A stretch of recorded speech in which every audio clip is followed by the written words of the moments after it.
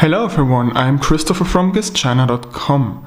A tablet PC with an Octa-Core processor, 2 GB of RAM, 16 GB of internal memory, Bluetooth, 3G, Wi-Fi and GPS support, a 9600 mAh battery, a 8 megapixel rear camera with LED flash, a 2 megapixel front camera, a microSD card slot, a 9.7-inch 2K screen and Android 4.4.2 KitKat for $192.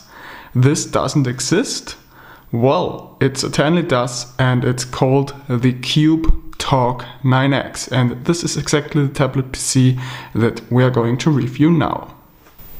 So let's first start with the packaging of the tablet PC. This is the huge box it comes in, and it's made from recycled cardboard, just like the Xiaomi packaging. So this trend that we see here in the mobile industry is now reaching the tablets as well. The box is designed fairly simple with a Cube logo on top and some additional information about the tablet specs on the rear.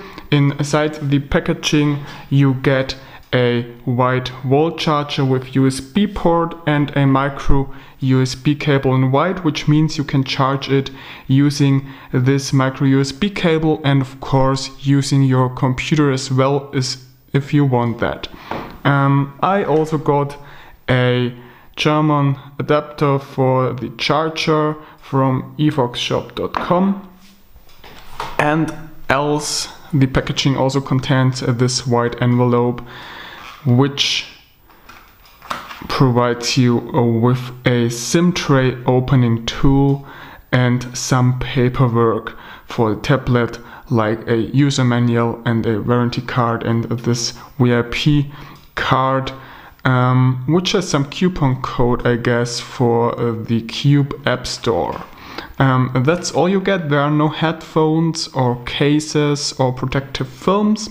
Well, one protective film is applied to the screen already, but there's no replacement protective film inside the box. So now let's have a look at the tablet itself. This is it. I have the white version here, and as you can see, its design is fairly simple. It only has a front camera and a light sensor on the front and of course the screen, but there are no buttons. And the first thing I thought when looking at the sides of this tablet is, oh my gosh, how thin is this? Now Cube claims it to be 7.5 millimeters, and we all are used to Chinese manufacturers lie about the thickness of a device, but Cube actually is telling the truth. Along with the rear camera, which is standing out a little bit, this tablet really has a thickness of only 7.5 millimeters, which is insane considering the battery capacity of 9600 milliamps inside of there. And let me tell you, without the camera, it even is thinner. It is just 6.5 millimeters thick. So this tablet is amazingly thin. Yet it is still very solid thanks to the all metal housing. This is aluminum, and it also has a metal chassis inside, which adds additional toughness to the tablet. So on this side you see there is nothing. On the lower side you see two speakers, which are really two speakers, so none of them is fake, but they can't play stereo audio. They all play the same audio channel. And here you also see the micro USB port, which does support OTG and MHL, so you can attach an HDMI screen through an adapter here, or you can use your USB sticks with an OTG cable, or charge your phone with this port using the tablet as a power bank. On the right side you can see the micro SIM slot here and another two buttons, one for volume control and one for shutting the tablet down and turning it on. On the upper side you see a micro SD card slot which is something we don't see that often with cheap tablets especially. And we also have a 3.5mm headphone jack.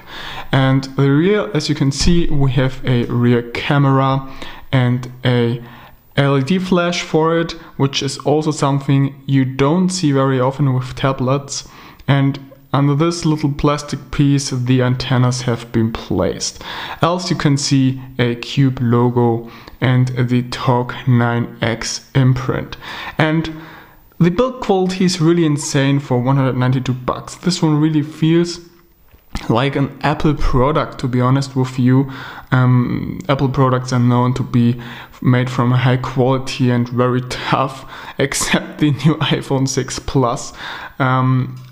But if you would be blindfolded and hold this thing into your hands, and someone would tell you this is an iPad, you would probably believe it, because it feels just incredibly valuable and tough.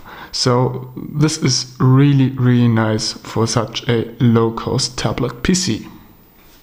The next thing we are talking about is the screen of this tablet. So the Cube Talk 9X features a 9.7-inch screen with a resolution of 2045 by 1536 pixels. So this is quite a lot for such a tablet PC.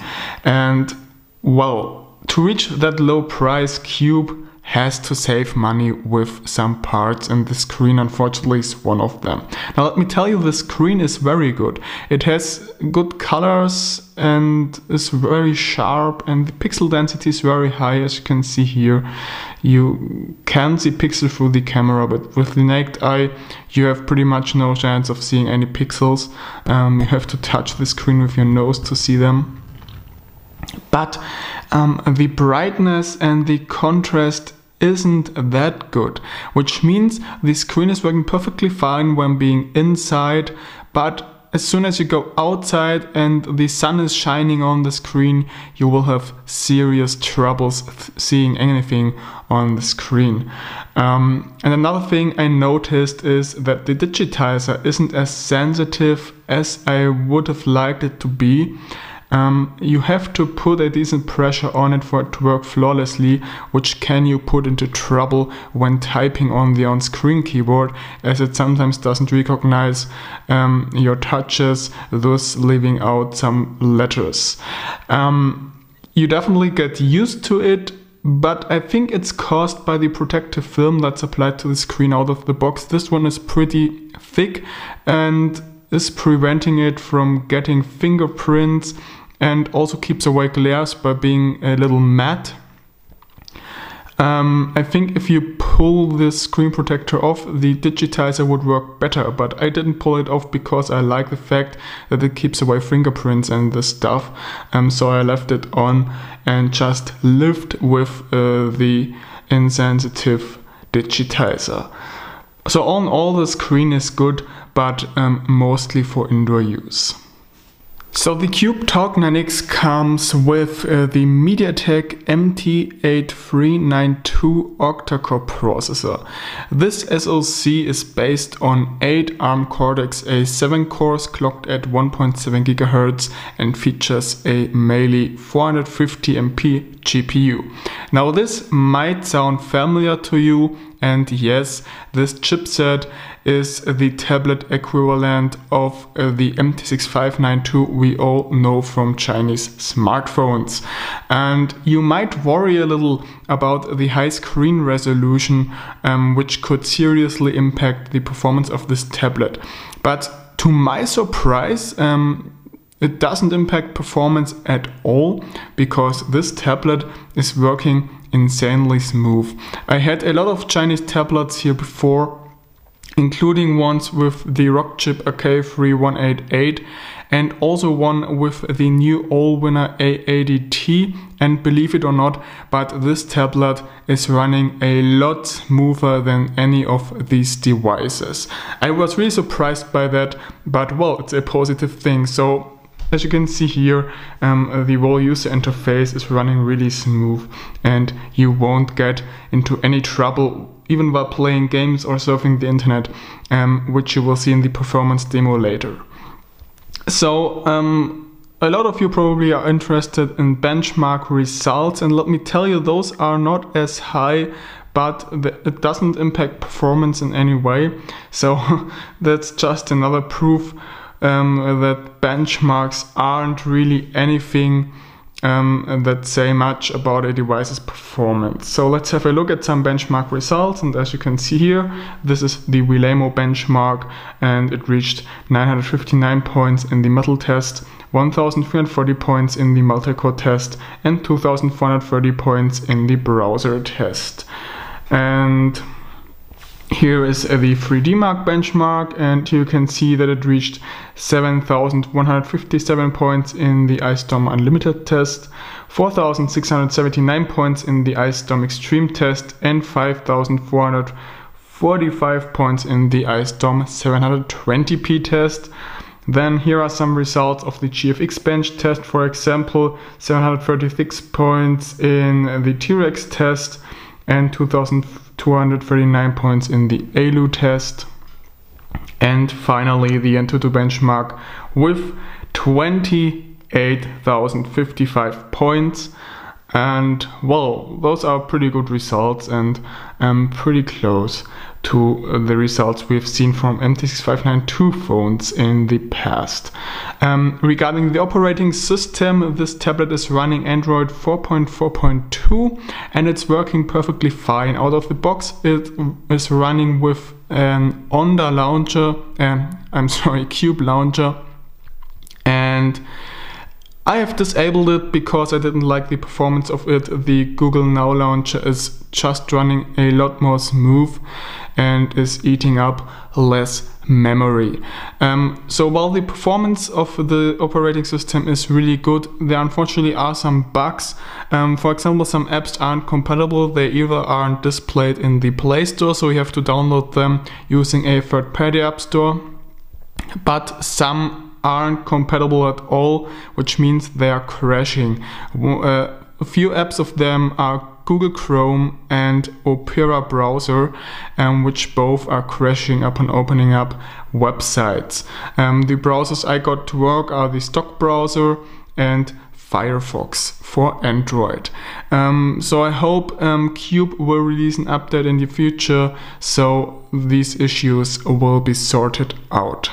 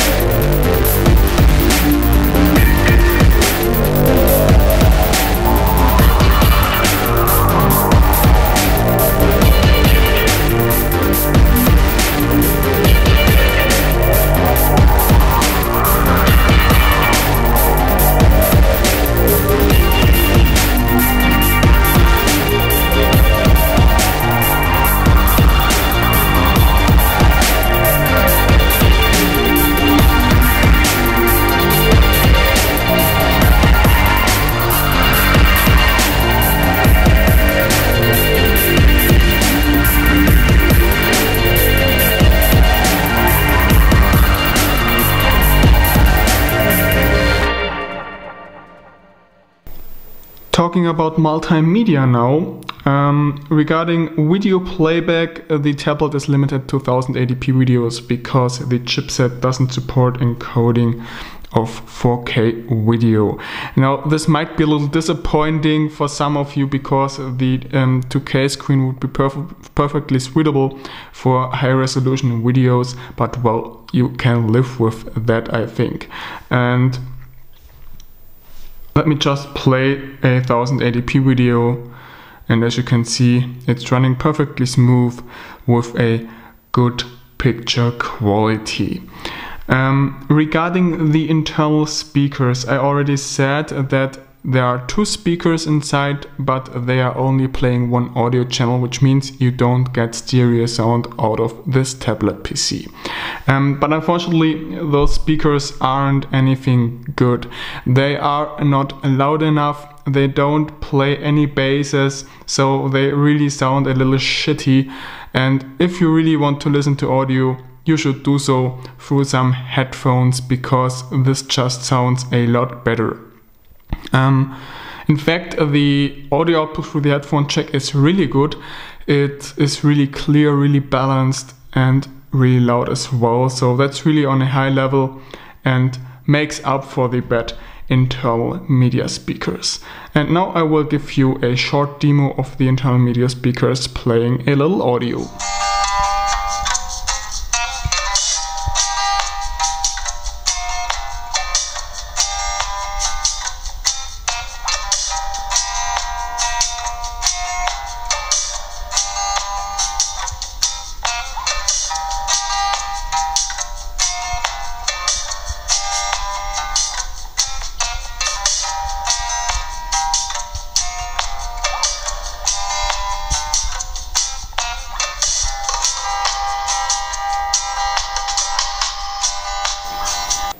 Now in terms of connectivity, the CubeTalk NX really is a monster, as it does support 3G connections, Wi-Fi connections, Bluetooth connections, and even GPS. Now for the 3G connection, you might expect the performance not to be so good because of the low price, but let me tell you, it's working perfectly fine. Most of the time I had perfect 3G reception, making it possible to surf using the tablet on the go. Right now I have only GSM reception, but that's normal in this room. Not even high-end phones have 3G reception here, so don't worry about that. Regarding the Wi-Fi signal strength, I was pretty surprised with this tablet, as previous Cube Android tablets never had such a good Wi-Fi antenna. Within the same floor as the router, there haven't been any issues, but as soon as going on the floor below or above the router, the signal strength went down really quick, and well, in the end it dropped quick as well. But here this isn't the case. I can move through the whole house without losing the Wi-Fi connection or experiencing some slowdowns. And that's really good, so the Wi-Fi is working much better than with previous Cube tablets here. And regarding Bluetooth, there aren't any issues as well. I tried it using my portable Bluetooth speaker, and I'm able to move around even a little far away from the tablet, like 15 meters, and it will still work perfectly fine. So this isn't of any issue as well. Now let's talk about GPS, and a lot of shops aren't even stating the tablet to support GPS.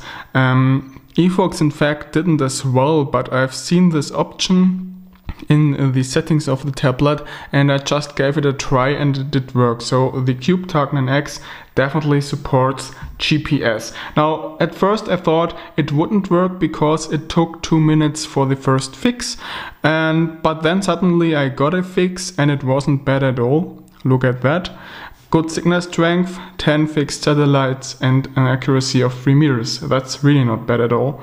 And it even works inside the house, here in front of a window, and here without a window, still 6 meters of accuracy. That's really good.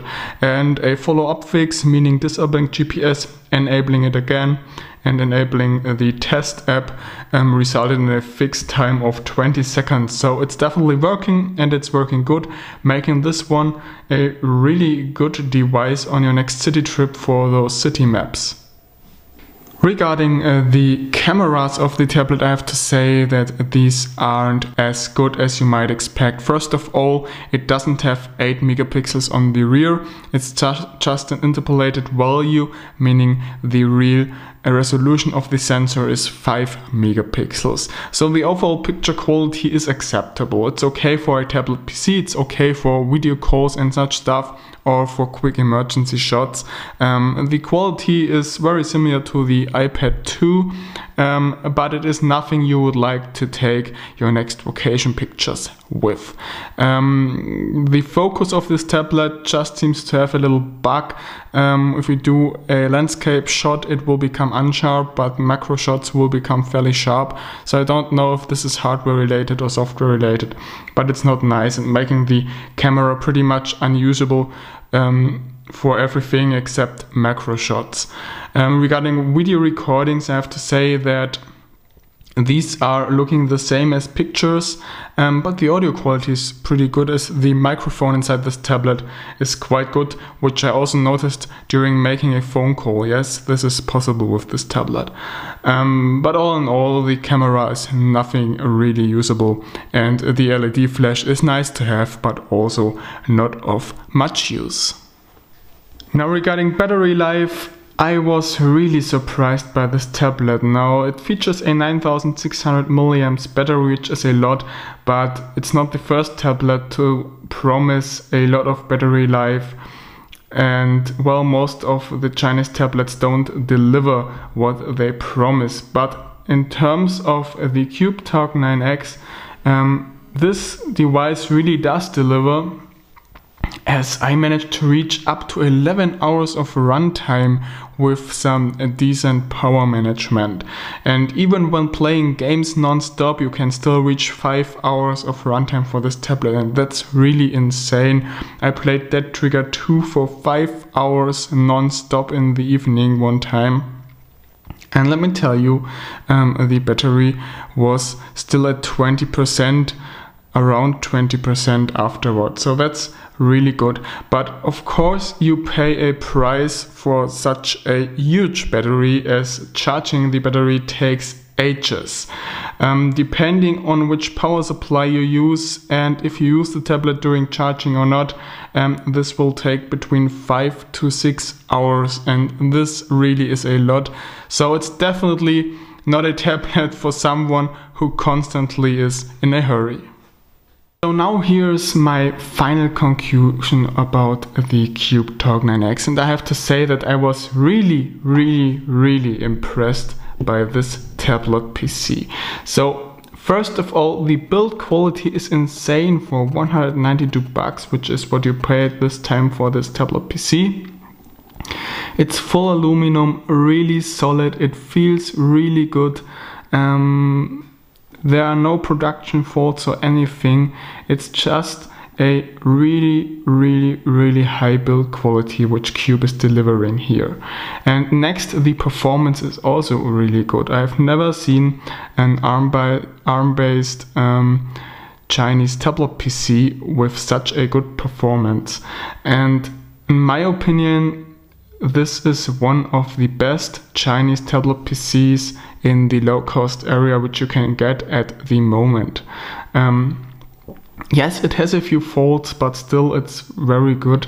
Most of you will be able to live with the digitizer of this tablet, and well, the screen not being suitable for under sunlight use is also not of any problem, because pretty much no one will carry a 9.7-inch tablet with him and use it on the go. You mostly use it in a cafe, at home, or in the train, and there you won't have any issues with the screen.